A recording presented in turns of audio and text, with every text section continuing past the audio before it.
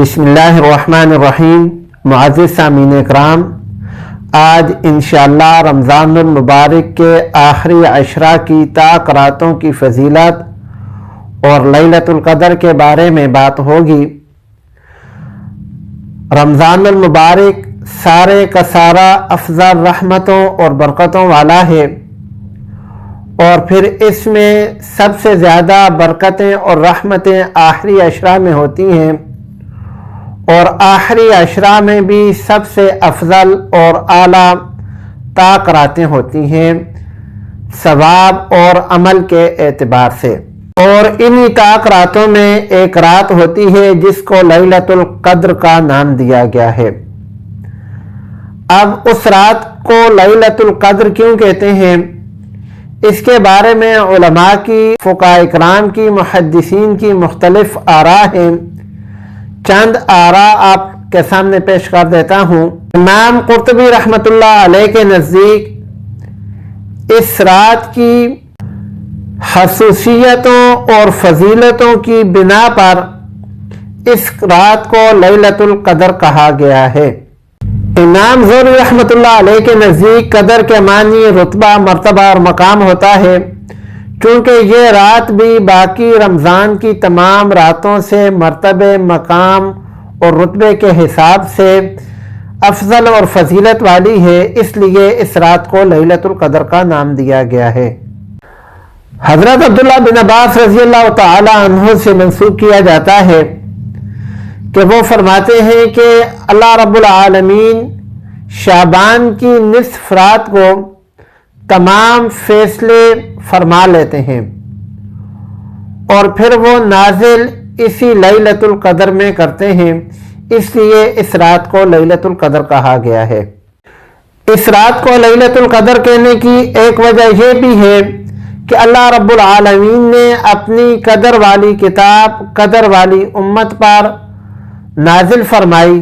اور پھر جس رات کو نازل فرمائی اس رات کو بھی لیلۃ القدر کا نام دیا گیا۔ امام حلیل رحمۃ اللہ علیہ فرماتے ہیں کہ قدر کے معنی تنگی کے ہیں، چونکہ اس رات الہ العالمین کے فرشتے اتنی تعداد میں زمین پر اترتے ہیں کہ زمین تنگ پڑ جاتی ہے، اس لیے اس رات کو لیلۃ القدر کا نام دیا گیا ہے۔ اور امام ابو بکر رحمۃ اللہ علیہ اس رات کو لیلۃ القدر کہنے کی ایک وجہ یہ بیان فرماتے ہیں کہ چونکہ یہ رات اپنے فائدہ اٹھانے والے کو، یعنی جو بندہ اس رات میں عبادات کرتا ہے تو اس کو قدر والا بنا دیتی ہے، اگرچہ وہ پہلے اس قدر کے لائق نہیں تھا، لیکن یہ رات عبادت کی وجہ سے اس بندے کو قدر والا بنا دیتی ہے، اس لیے اس رات کو لیلۃ القدر کا نام دیا گیا ہے۔ اللہ رب العالمین نے قرآن مجید میں پوری سورۃ القدر لیلۃ القدر کی فضیلت میں نازل فرمائی ہے۔ اللہ رب العالمین فرماتے ہیں انا انزلناہ فی لیلۃ القدر، بے شک ہم نے اس قرآن مجید کو لیلۃ القدر میں نازل کیا ہے۔ وما ادراک ما لیلۃ القدر، اور آپ کو کیا معلوم کہ لیلۃ القدر کیا ہے۔ لیلۃ القدر خیر من الف شہر، لیلۃ القدر ایک مہینے سے بہتر ہے۔ تنزل الملائکۃ والروح فیہا، اللہ رب العالمین کے فرشتے اور روح الامین یعنی جبرائیل علیہ السلام اس رات میں زمین پر اترتے ہیں بِإِذْنِ رَبِّهِمْ، اللہ کے حکم سے، من کل امر، ہر کام کے لیے، سلام ہی حتی مطلع الفجر،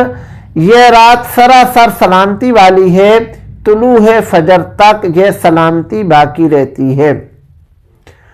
تو یہ اللہ رب العالمین نے سورۃ القدر میں اس رات کی فضیلت نازل فرمائی۔ آپ صلی اللہ علیہ وآلہ وسلم کا ارشاد ہے من صام رمضان ایمانا و احتسابا غفر له ما تقدم من ذنبی، جس بندے نے رمضان المبارک کے روزے ایمان کی حالت میں اور اللہ سے ثواب کی امید کی حالت میں رکھے، اللہ رب العالمین اس کے گناہ معاف فرما دیں گے۔ ومن قام لیلۃ القدر ایمانا و احتسابا غفر له ما تقدم من ذنبی، اور جس بندے نے لیلۃ القدر کا قیام ایمان کی حالت میں اللہ رب العالمین سے ثواب کی امید کی حالت میں کیا، اللہ رب العالمین اس کے گناہ معاف فرما دیں گے۔ سنن ابن ماجہ میں حضرت انس بن مالک رضی اللہ تعالی عنہ کی ایک روایت ہے جس کا مفہوم ہے، وہ فرماتے ہیں کہ پاک پیغمبر صلی اللہ علیہ وآلہ وسلم نے ارشاد فرمایا کہ رمضان المبارک کا مہینہ تم کو ملا ہے اور اس مہینے میں ایک رات ہے جو 1000 مہینوں سے افضل ہے، تو جو اس رات بھی اللہ کی رحمت سے محروم رہا وہ تمام خیر سے محروم رہا۔ تو جو بندہ اس رات کی خیروں سے محروم رہا وہ تمام خیروں سے محروم رہا، اور اس رات کی خیروں سے محروم رہنے والا حقیقی محروم ہی ہو سکتا ہے۔ موطا امام مالک میں امام مالک رحمۃ اللہ علیہ نے لکھا ہے کہ آپ صلی اللہ علیہ وآلہ وسلم کو جب بتایا گیا کہ پہلی امتوں کی تو عمریں بہت زیادہ لمبی ہوتی تھیں ہزاروں سالوں کے اعتبار سے، اور اس امت کی عمر جو ہے وہ ان کے مقابلے میں بہت کم ہے، تو آپ صلی اللہ علیہ وآلہ وسلم اپنی امت کے لوگوں کی کم عمر دیکھتے ہوئے یہ خیال فرمانے لگے کہ میری امت تو نیکیوں میں اور اعمال صالحہ میں دوسری امتوں سے پیچھے رہ جائے گی۔ اللہ رب العالمین کی بارگاہ میں سوال کیا تو اللہ رب العالمین نے پاک پیغمبر صلی اللہ علیہ وآلہ وسلم کو لیلۃ القدر عطا فرما دی کہ اس میں ایک رات کی عبادت 1000 سال کی عبادت سے بہتر ہے۔ امام جلال الدین سیوطی رحمۃ اللہ علیہ نے لکھا ہے کہ لیلۃ القدر اس امت کی ایک فضیلت اور خاصیت ہے، اس سے پہلے کسی امت کو بھی یہ رات لیلۃ القدر والی نصیب نہیں ہوئی تھی۔ یہ رات ہوتی کون سی ہے؟ ہمارے معاشرے میں ایک غلط فہمی پائی جاتی ہے کہ یہ رات 27ویں کی رات ہوتی ہے، اگرچہ سنن ابی داود میں حضرت معاویہ بن ابو سفیان رضی اللہ تعالی عنہ کی ایک روایت موجود ہے کہ 27ویں رات ہی لیلۃ القدر ہوتی ہے، لیکن اگر ہم آپ صلی اللہ علیہ وآلہ وسلم کے اعمال مبارک اور طرز عمل کو دیکھیں تو اس سے ہمیں معلوم ہوتا ہے کہ یہ 27ویں رات ہی نہیں ہے۔ اس کے علاوہ بہت سی احادیث میں یہ مضمون وارد ہوا ہے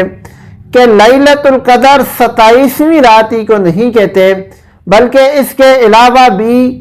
کوئی رات لیلۃ القدر ہو سکتی ہے۔ چنانچہ صحیح بخاری میں حضرت عائشہ رضی اللہ تعالی عنہا کی روایت ہے کہ لیلۃ القدر کو رمضان المبارک کے اخیر عشرہ کی طاق راتوں میں تلاش کرو۔ صحیح بخاری میں ابو سلمہ رضی اللہ تعالی عنہ کی ایک روایت موجود ہے، وہ فرماتے ہیں کہ ابو سعید خدری رضی اللہ تعالی عنہ سے انہوں نے لیلۃ القدر کے بارے میں پوچھا، وہ ان کے دوست تھے، تو ابو سعید خدری رضی اللہ تعالی عنہ نے ان کو جواب دیا کہ ہم نے رمضان المبارک کا دوسرا عشرہ آپ صلی اللہ علیہ وآلہ وسلم کے ساتھ اعتکاف میں بیٹھ کر گزارا، پھر آپ صلی اللہ علیہ وآلہ وسلم 20ویں شب کو یہ ارشاد فرمانے لگے کہ مجھے لیلۃ القدر دکھائی گئی لیکن پھر بلا دی گئی یا میں بھول گیا، اس لیے تم اسے رمضان کے اخیر عشرہ کی طاق راتوں میں تلاش کرو۔ اس کے علاوہ بھی بہت ساری احادیث موجود ہیں جن میں لیلۃ القدر کوئی مختص رات نہیں ہے، بلکہ آپ صلی اللہ علیہ وآلہ وسلم نے امت کو تعلیمات فرمائی ہیں کہ لیلۃ القدر رمضان المبارک کے اخیر عشرہ کی طاق راتوں میں تلاش کرو۔ اب لیلۃ القدر میں انسان دعا کون سی مانگے؟ سنن ترمذی میں حضرت عائشہ رضی اللہ تعالی عنہا سے یہ دعا منقول ہے، اللہم انک عفو کریم تحب العفو فاعف عنا، یا اگر عربی کے الفاظ یاد نہ رہے تو بندہ اپنی زبان میں بھی کہہ سکتا ہے، اے اللہ تو معاف کرنے والا اور کرم کرنے والا ہے اور معاف کرنے کو پسند فرماتا ہے، الہ العالمین مجھے بھی معاف فرما، میرے گناہ بھی معاف فرما۔ یہ دعا جو ہے احادیث مبارکہ میں لیلۃ القدر کی ملتی ہے۔ اللہ رب العالمین ہم سب کو رمضان المبارک سے صحیح طریقے سے فائدہ اٹھانے کی توفیق عطا فرمائے، آمین۔